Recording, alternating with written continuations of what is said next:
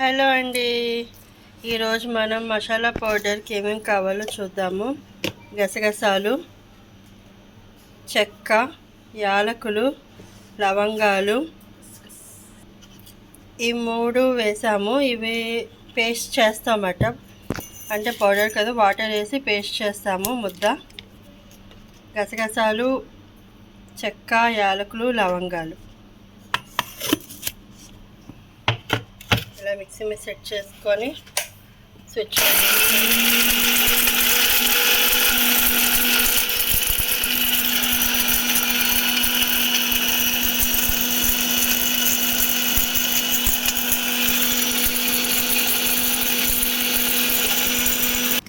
ఇదిగోండి, గసగసాలు పేస్ట్ అయిపోయింది. ఇప్పుడు వచ్చేసి మనం ఉల్లిపాయలు ఇలా ముక్కలు కోసుకున్నాం. నాలుగు తీసుకున్నాను ఉల్లిపాయలు. ఇలా ముక్కలు తీసుకొని ఇందులో వేసేస్తున్నాము. వేసి పేస్ట్ చేసేస్తాము. సో పేస్ట్ చేసిన తర్వాత చూద్దాం. చూడండి, ఉల్లిపాయలు పేస్ట్ అయిపోయింది, ఆనియన్ పేస్ట్ అయిపోయింది. ఇక్కడ వచ్చి గసగసాలు, యాలకులు, లవంగం, చెక్క పేస్ట్ చేసాము. ఇది వచ్చేసి అల్లం వెల్లుల్లి జింజర్ గార్లిక్ పేస్ట్ ఆల్రెడీ చేసే ఉంచాము. So ginger garlic paste, onion paste and అల్లం వెల్లుల్లి గసగసా పేస్ట్. ఇప్పుడు వచ్చేసి మనం పొయ్యి మీద కుక్కర్ పెట్టుకున్నాం. నెక్స్ట్ ఏం చేయాలనే చూద్దాం. ఈ కుక్కర్ వేడవ్వాలి కాబట్టి వెయిట్ చేద్దాం. సో కుక్కర్ వేడవుతూ ఉంది. ఈ లోపల ఏం చేయాలనేది చూద్దాం. ఇప్పుడు ఇందులో మనం ఆయిల్ వేసుకుంటున్నామండి. ఇప్పుడు చికెన్ తీసుకున్నాము. చికెన్ వచ్చేసి 1/2 కిలో. ఈ 1/2 కిలో చికెన్ని ఏం చేయాలి అన్నది చూద్దాం. ఫస్ట్ ఆఫ్ ఆల్ దీన్ని క్లీన్ చేసుకోవాలండి, నీట్గా కడుక్కోవాలి. మేత కూర, సో ఇలాగా నీట్గా కడుక్కోవాలి.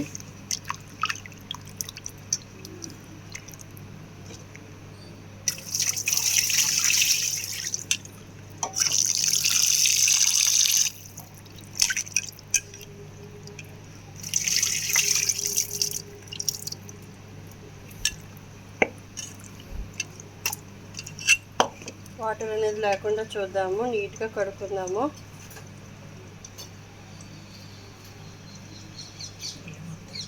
ఇప్పుడు ఆనియన్ పేస్ట్ చేసుకుంటున్నామండి. ఇందులో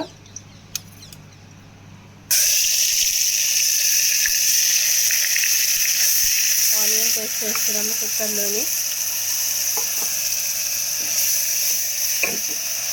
నెక్స్ట్ వచ్చేసి జింజర్ గార్లిక్ పేస్ట్,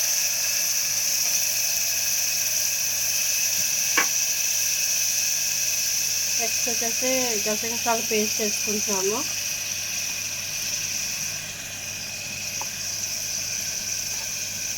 ఘాట్ ఎక్కువ కావాలి అనుకున్న వాళ్ళు కొంచెం ఎక్కువ వేసుకున్నా పర్లేదండి, ఏమవుదు.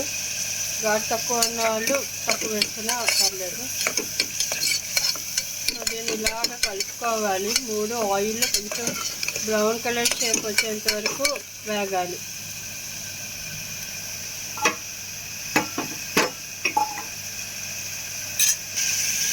సో ఇలా వేగుతూ ఉండాలి. చికెన్లో వచ్చేసి మనం కొంచెం పసుపు వేసుకుంటున్నాము అండ్ సాల్ట్ వేసుకుంటున్నాము.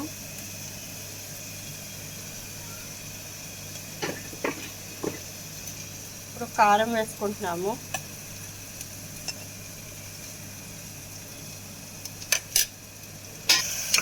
మధ్యలో ఒకసారి మనం ఇలా కలుపుకోవాలండి, లేదు అంటే అది కుక్కర్కి అడుగు అంటిపోతుంది. అది మాడిపోయిన దీనిలాగా వస్తుంది కాబట్టి బాగోదు.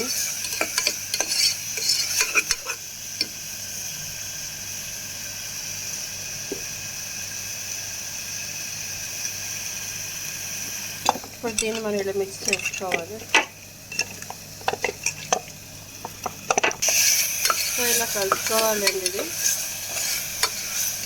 ఆల్రెడీ చికెన్ మ్యారినేట్ చేసి ఉంచాము. Next wait and see. ఇది వచ్చేసి మనకి కొంచెం వేగాలి. ఇలా రాకూడదు, కొంచెం బ్రౌన్ కలర్ షేప్లోకి రావాలి.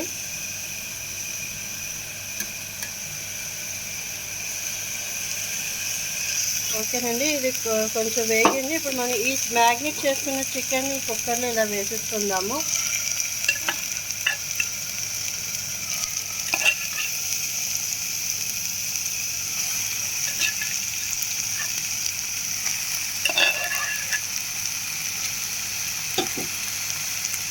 శుభ్రంగా కలుపుకోవాలండి. మనకి దీంట్లో ఆనియన్ పేస్ట్ ఉంది కాబట్టి, గసగసాలు, యాలకులు, లవంగం, అల్లం వెల్లుల్లి పేస్ట్ ఉంది కాబట్టి నూనెలో వేపాము. పచ్చిది అయితే వాసన బాగోదు, టేస్టీ కూడా ఉండదు. సో మనం కుక్కర్లో వేసుకున్నాం కాబట్టి 1/2 కిలో చికెన్ని అని త్రీ స్పూన్స్ వేసుకున్నాం మేము.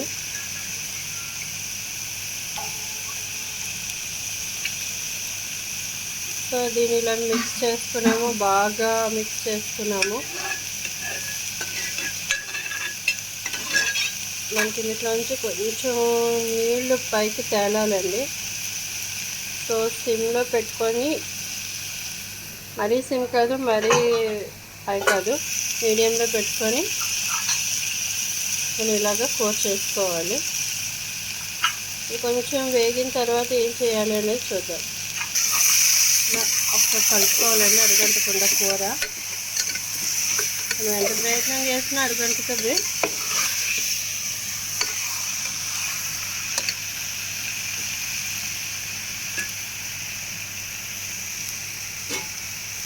దీన్ని మామూలు మూత పెట్టేస్తున్నాము. ఒక్కసారి మధ్యలో ఇలా వాటర్ తేలాలండి.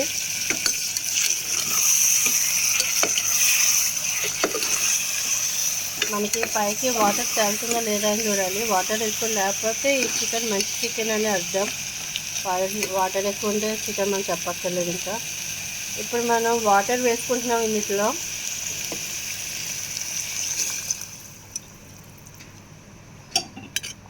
మునిగేంత వరకు వాటర్ వేసుకున్నాం కదా, ఇప్పుడు ఇది ఉడకనిద్దాము.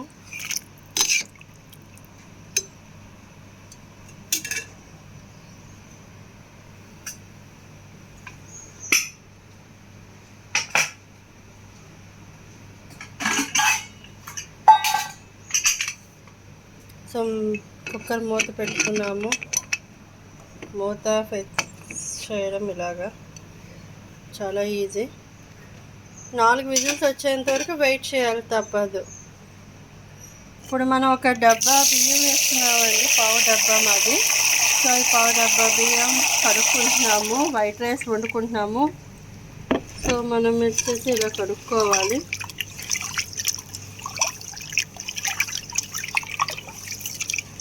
బియ్యం నీట్గా కడుక్కొని అన్నం వండుకుంటాము. ఇప్పుడు అన్నం వండుకోవడం ఎలాగా అనేది కూడా నేను ఈ వీడియోలో మీకు చూపించబోతున్నాను. అది ఇప్పటికిప్పుడు తీసుకునే డెసిషన్.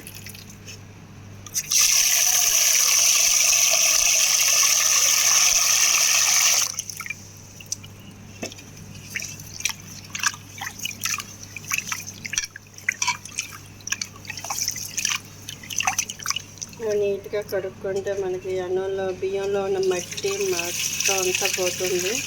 చిన్న చిన్న పురుగులు ఇలాంటివన్నీ ఉంటాయి కదా, అవన్నీ పోతున్నాయి.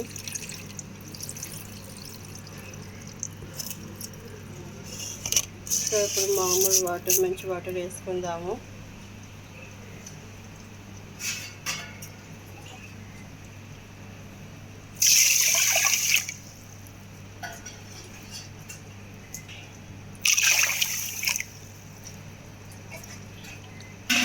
సో మేము ఉజ్జాయింపుగా వేసేస్తాం, ఎందుకంటే మేము డైలీ వండుతూ ఉంటాం కాబట్టి మనకి వాటర్ ఎంత ఏంటి అనేది మనకు తెలిసిపోతుంది. సో మేము ఇప్పుడు ఎసరు పెట్టబోతున్నాము.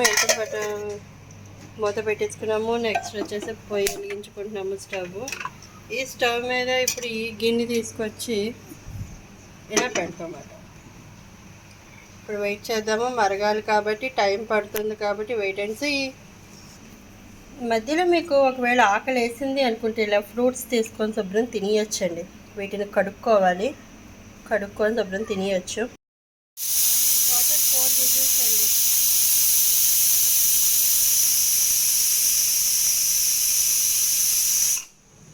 సో పక్కన వచ్చేసి రైస్, అన్నం వండుతున్నానని చెప్పాను కదా, ఇక్కడ చూడండి అన్నం ఇలాగ పొంగుతుంది, అంటే ఇంకా మరుగుతుంది అసలు. సో ఇంకా టైం పడుతుంది అన్నం అవ్వడానికి. కూర ఎప్పుడవుతుందో, అన్నం ఎప్పుడవుతుందో, మా కడుపులోకి ఎప్పుడు వెళ్తాయో.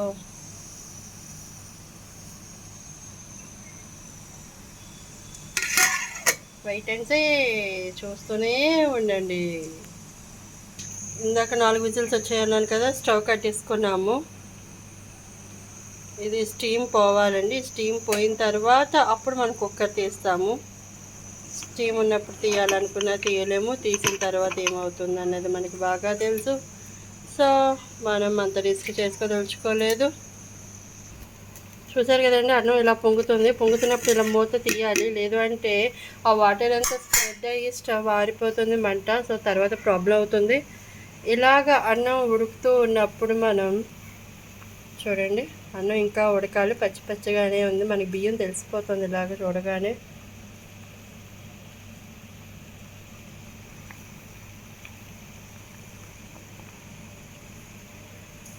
అన్నం ఉడికేంత వరకు మనం ఇలాగ కెమెరా ఆన్ చేసి కూర్చోలేం కాబట్టి కెమెరా ఆఫ్ చేస్తున్నాను. కొంచెం ఉడికిన తర్వాత అప్పుడు ఎలాగ ఎసరు పెట్టాలనేది చూద్దాం.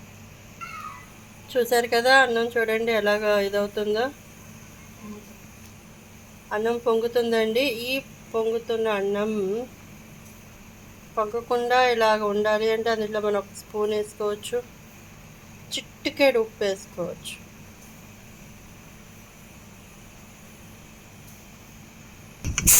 స్టీమ్ ఇంకా అవ్వలేదండి. స్టీమ్ అయిన తర్వాత మనం తీస్తాము.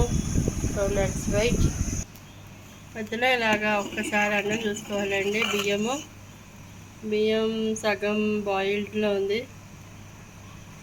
సో ఇంకొంచెం బాయిల్డ్ అవ్వాలి.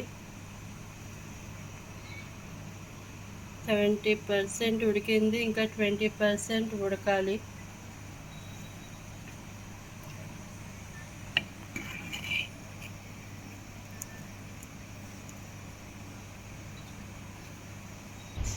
సో మూత తీస్తున్నామంటే కుక్కర్ మూత ఇలా సైడ్కి ఇలా తిప్పుకోవాలి.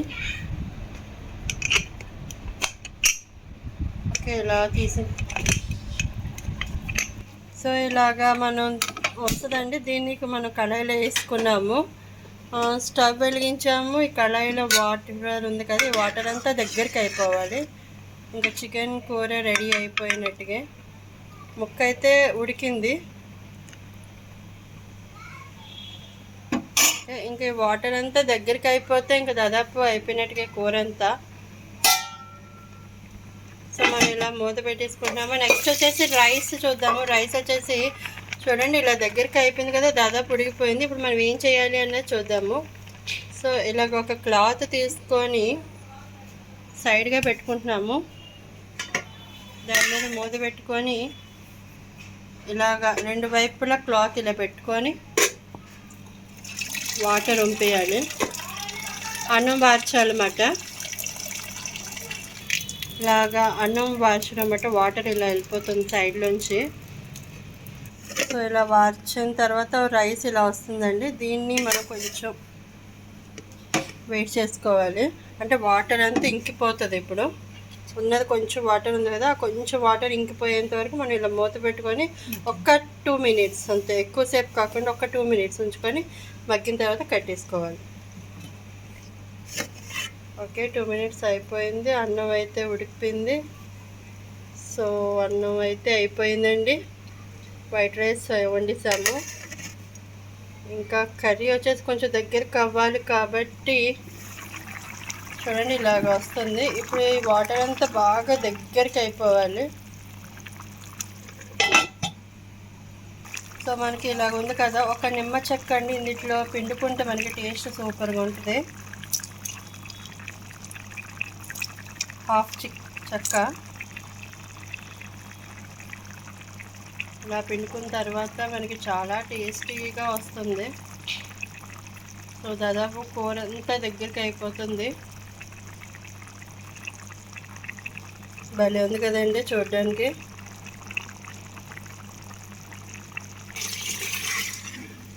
కొంచెం దగ్గరకు అవ్వాలి. సో ఉప్పు కారం అనేది మీరు ఇప్పుడు టేస్ట్ చేసుకొని చూసుకోవచ్చు.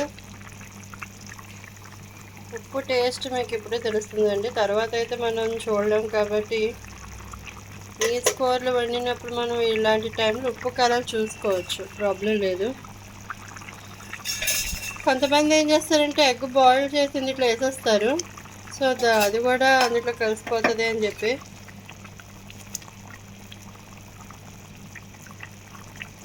హై ఫ్లేమ్లో పెట్టుకొని వాటర్ దగ్గర అయ్యేంత వరకు మనం ఉండాలండి. లో ఫ్లేమ్లో పెడితే ఆల్రెడీ కూర ఊగిపోయింది, వాటర్ అయితే అప్పుడే అవ్వదు. సో హై ఫ్లేమ్లో పెట్టాను నేను. సో దీన్ని మూత పెట్టేసుకున్నాము. సో ఇలా ఉడుకు దాదాపు అయిపోయింది. మనకి ఇగురు కావాలి అనుకుంటే ఇంత వాటర్ ఉంచుకోవచ్చు, ఇగురు అక్కర్లేదు అనుకుంటే ఇంకా దగ్గరగా చేసుకోవచ్చు.